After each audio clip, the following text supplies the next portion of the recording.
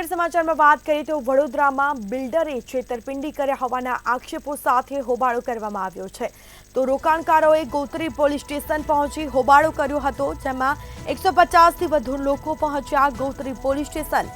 સાથે જ 5 વર્ષથી મકાન કે દુકાનનું પોઝેશન આપવામાં આવ્યું નથી। બિલ્ડર દંપતી ભીખુ કોરિયા અને શિલ્પા કોરિયાનો વિરોધ કરવામાં આવ્યો। 150થી વધુ લોકોનું ટોળું ગોત્રી પોલીસ સ્ટેશન પહોંચ્યું હતું। લોકોએ પોલીસ વિરુદ્ધ પણ સૂત્રોચ્ચાર કર્યા। વિરોધ દરમિયાન એક મહિલાની પણ તબિયત લથડી હતી।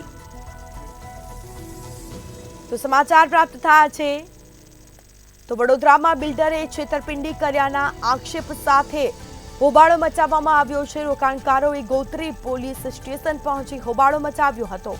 તો 150થી વધુ લોકો ગોત્રી પોલીસ સ્ટેશન પહોંચ્યા હતા। 5 વર્ષથી મકાન કે દુકાનનું પોઝેશન આપવામાં આવ્યું નથી। લોકોએ પૈસા આપી દીધા છે, છતાં પણ તેનું પોઝેશન આપવામાં આવ્યું નથી।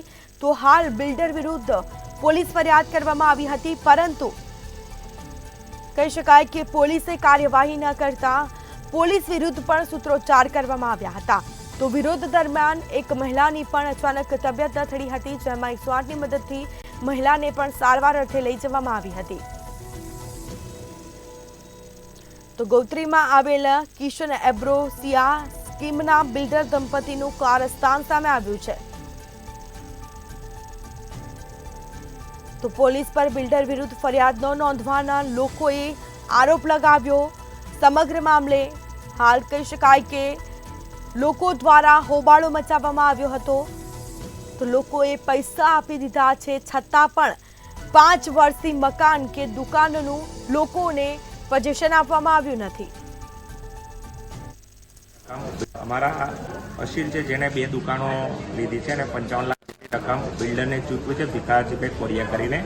ભાઈએ અપોઇન્ટમેન્ટ લીધેલી દસ્તાવેજ કરી આપવાનો, પરંતુ દસ્તાવેજ ના કરી આપતા અપોઇન્ટમેન્ટના દિવસે આ બિલ્ડર આવેલા નહીં અને એનો દસ્તાવેજ રોકાઈ ગયેલો અને દસ્તાવેજ કરી આપેલ નથી। એટલે મારા અસીલ સાથે અત્રે હું પોલીસ સ્ટેશનમાં ફરિયાદ કરવા આવ્યો, ત્યારે ત્યાં પણ ઘણા સ્થાનિકોએ ફરિયાદ માટે ઓલરેડી 9/5/24 રોજ એક અરજી આપેલી કે આ બિલ્ડર અમારી સાથે પણ છેતરપિંડી કરી છે અને અમારા પૈસા પેમેન્ટનો લેવા છતાં પણ અમને હજુ સુધી કામ અમારું કરેલ નથી અને પોતે વિદેશ ભાગી જાય તેવી પેરવીમાં છે। તેમ જાણતા અમે આ બાબતે પીઆઈ સાહેબ પટેલ સાહેબને રજૂઆત કરી કે અમારા ક્લિયર અમારા અસીલના જે દસ્તાવેજ નથી કરી આપ્યો, અમે એમને કાગળ આપ્યા, અપોઇન્ટમેન્ટ લેટર આપ્યો, પણ આ ભાઈ આવેલ નથી, તો અમારી કાયદેસરની એફઆઈઆર તમે દાખલ કરો અને એફઆઈઆર રૂબરૂમાં લઈ શકો છો।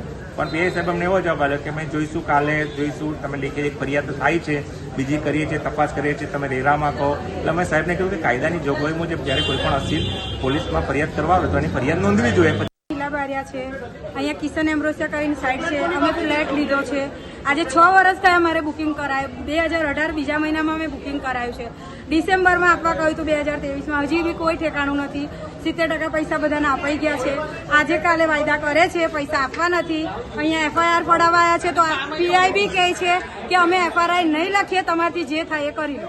અચ્છા, બિલ્ડર શું કોઈ તમને બિલ્ડરનો કોઈ જવાબ નથી, એ તો કહે છે અમારાથી કશું નહીં થાય, તમારે જે કરવું। એમને અહીંયા પકડ્યા છે બિલ્ડરને?